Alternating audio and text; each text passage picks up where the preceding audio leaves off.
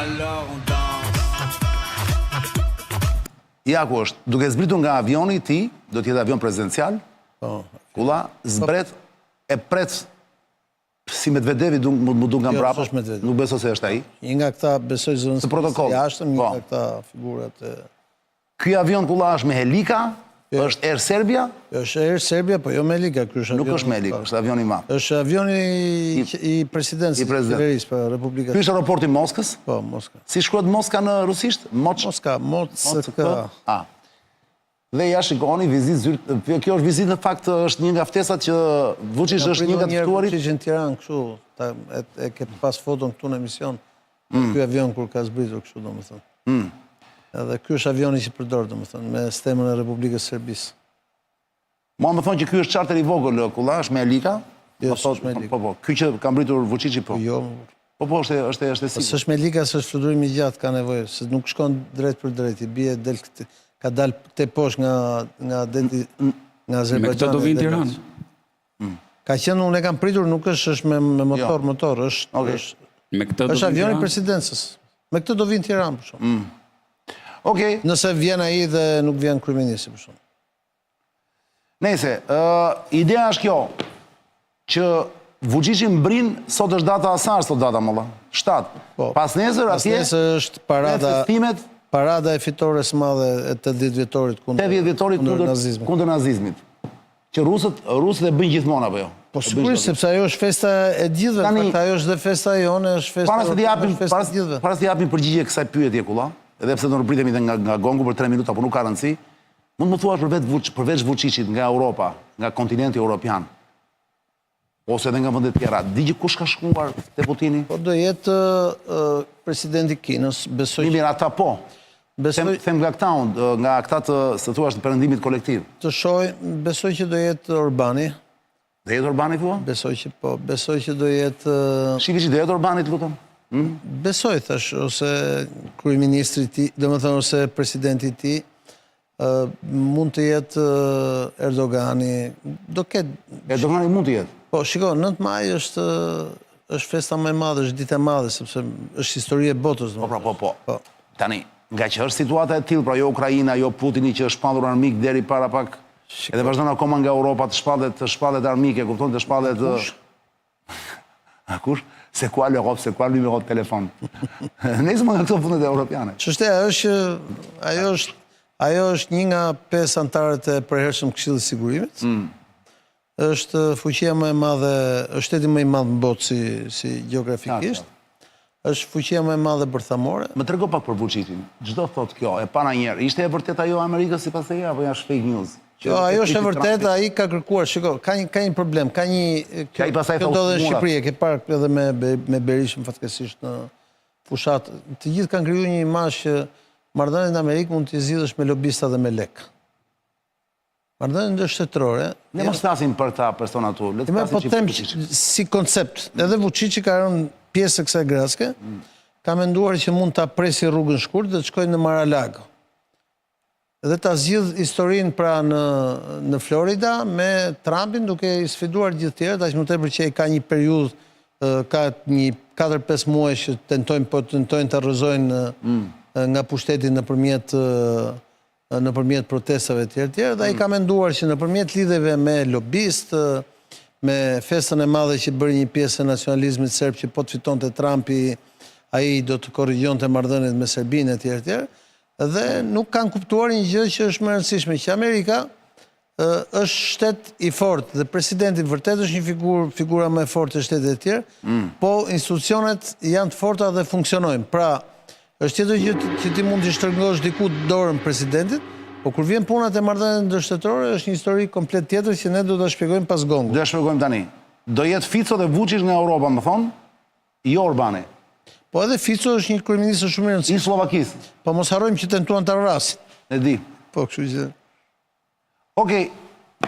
Ky është momenti, them unë Ledioj, që ne të bëjmë një xhiro urgjent dhe të kthehemi në studio.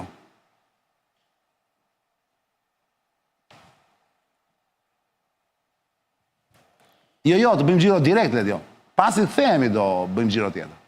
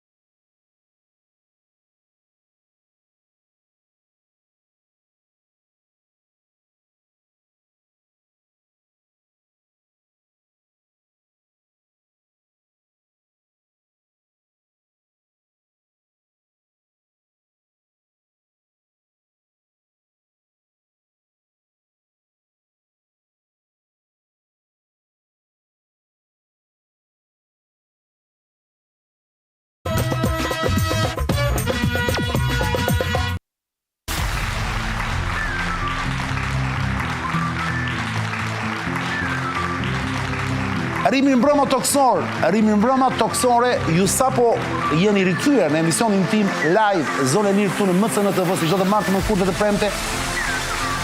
Po ndërkohë jeni dhe live stream këtu në YouTube te kjo faqja, bëni një subscribe për çetin tuaj. Kjo është P2, më fal. Ky është episodi 969. P2, pjesa e dytë e emisionit. Me Ilir Kullën tonë jemi edhe sonte për të hedhur dritë mbi ngjarjet e aktualitetit më të rëndësishëm dhe më të fundit në botë. Rikthehemi Ledio te fabula e dy që kishim në ekran pa humbur kohë.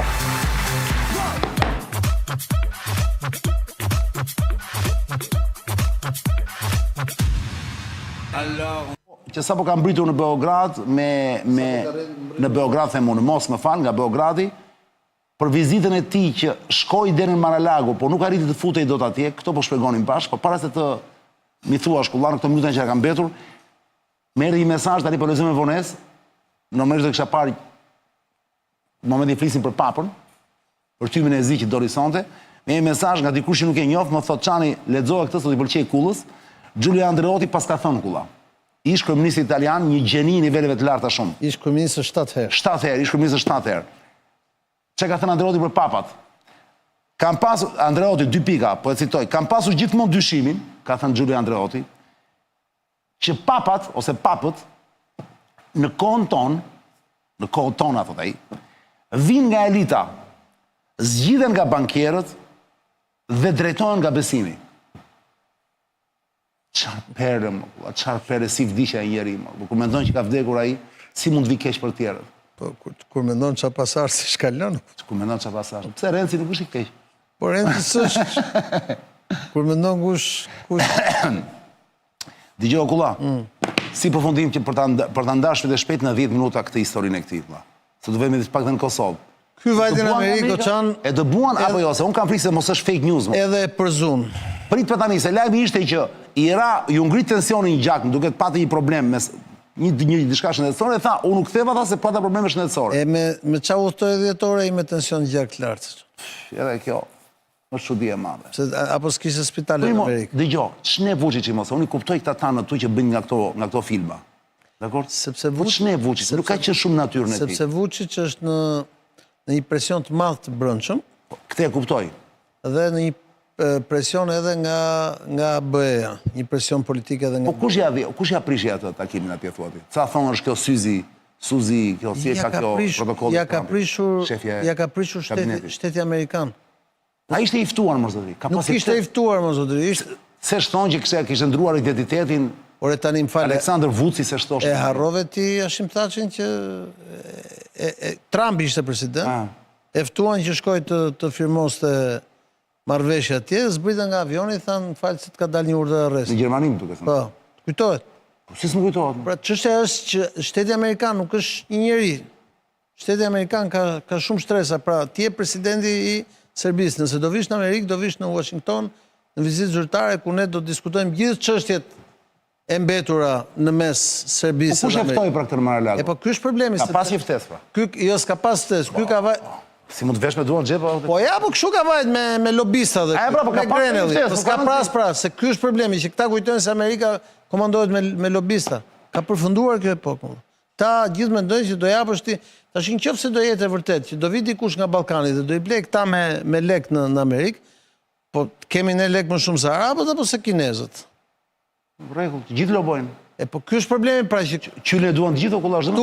Këtu ka dështuar, nuk është puna e qylet. Po flet për presidentin e Amerikës, nuk po flet. Jo, mos po flasim për të lobuar presidentin direkt apo. Tani, këtu ka dështuar, këtu është treguar pafuqia e një vendi të vogël ka shi fuqitë një nga dy fuqitë më të mëdha të botës. Okej, le ta marrim që është kjo e vërteta e parë. Që ky dështoi në Washington, në Mar-a-Lago. Le të vim. Prit. Ka lidhje kjo me ikje në Moskë ndërkohë? Jo, ikje në Moskë ai do shkonte sepse do merrte pjesë te 9 maj. E di pra, po. E kishte konfirmuar. Doli dhe lajmi që Vučić e bën këtë sepse edhe nuk do të shkojë në Moskë, nuk do të ketë probleme me... Jo, më në Moskë do shkonte ai, se po mos shkojnë në Moskë ai rrezojnë edhe. Është 9 maj, është dita më e madhe. Ka pas dhe shumë fake news, jo? Ore rrezojnë edhe me kishën ortodokse, e rrezojnë Vučići nuk është kaq i fortë, se Serbia nuk është që Vučić është primus inter pares, është Vučić i pari, po ka dhe faktor tjerë atje që e mbështesin që ka sjell dhe ka mbajt pushtet. Moskë do shkoj ai, edhe sikur ta sankcionoj BE-ja, ai nuk ka ç'bëj, sepse e tregoj ai dhe kur u vun sanksionet, dhe kur ishte Amerika bashkë me BE-n kundër Rusisë, ai nuk vu kundër sanksionet, ai nuk vu sanksione kundër Rusisë. Përkundrazi, Serbia ka qenë, si me thënë ajo, ai destinacioni i jeshil i gjelbërt për rusët, për bizneset ruse, për diplomacinë ruse, etj. Këtu nuk ka ç'a t'i bëjmë, nuk vë asnjëherë nga ne në diskutim këtë pjesë. Çështja është që kjo erdhi direkt pasi ai mori, le të themi, atë shkelmimin, dëbimin nga Amerika, sepse ai kërkoi që të anashkalonte institucionet e SBA-s, duke filluar nga ambasada në Beograd, Departamenti i Shtetit, shërbimet, protokollin e shtetit e tjerë, dhe mendoj që do shkonte të hante një drek ose një dark me Trumpin në Mar-a-Lago. Por Vučićis është as presidenti i Emirateve të Bashkuara Arabe, edhe as presidenti i Izraelit.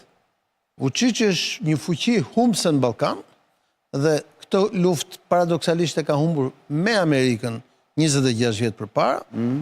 Është përfaqësuesi i një vendi që edhe kur SBA-ja të nënshkruaj një marrëveshje me Rusinë, sepse duket që po shkojnë drejt një marrëveshje me Rusinë, një marrëveshje afatgjatë, Serbia është destinuar të rri nga kjo anë e globit, e hartës, jo nga ana ndej. Pra edhe nëse do bëhet një jalë të re, Serbisë nuk e se do t'i jepet luksi që Serbia të ketë si fuqi ushtarake të ndryshoj kufit në Ballkanet. Sepse as Putini nuk të kërkoj këtë gjë, thua ti. Po sepse momenti që ndahen hartat, nuk e kërkon se s'do prishi Putini marrëveshjet e mëdha që po bën me Amerikën për Serbinë e vogël.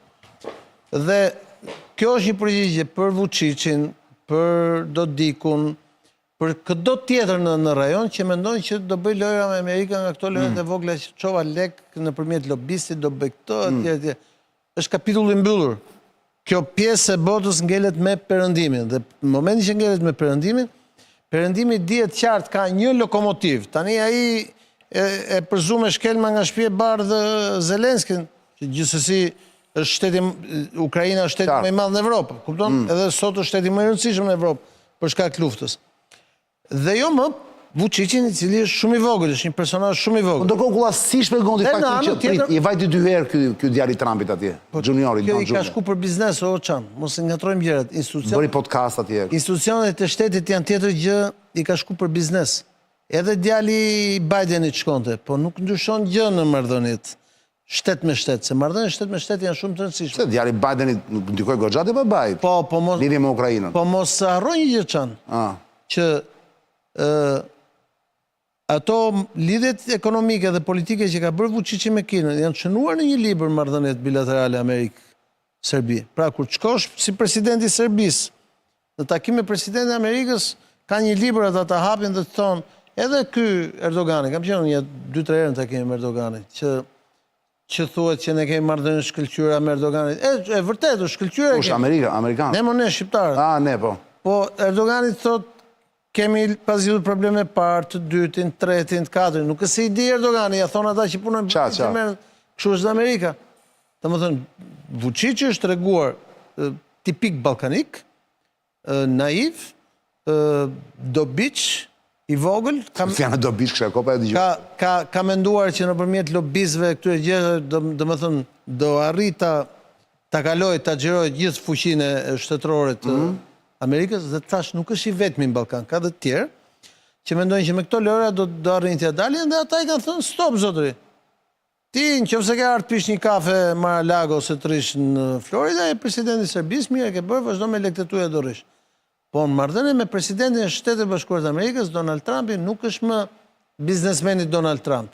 Është presidenti i Shtetit Bashkuar të Amerikës, dhe në marrëdhënie me një president të një vendi tjetër, edhe sikur marrëdhëniet janë shumë të mira, edhe ato personale, duam s'duam, do shkojmë pastaj tek çështjet teknike. Dhe me Serbinë, se ta thash që Serbia është një fuqi humbse në marrëdhëniet me Amerikën. 99 ai ka certifikuar Serbinë si një fuqi humbse dhe si një fuqi e cila është detyruar perëndimit të ndërhyjë në Ballkan, sepse ishte Serbia, në atë kohë jo e Vučićit, po Vučići ishte ministër në atë qeveri, të bëj 4 luftra në Ballkan.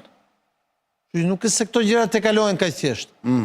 Dhe vajtja për të njëjtën arsye që nuk është kaq e thjesht, po për një arsye nuk është kaq e thjeshtë që Vučićit të mos shkojnë në Moskë.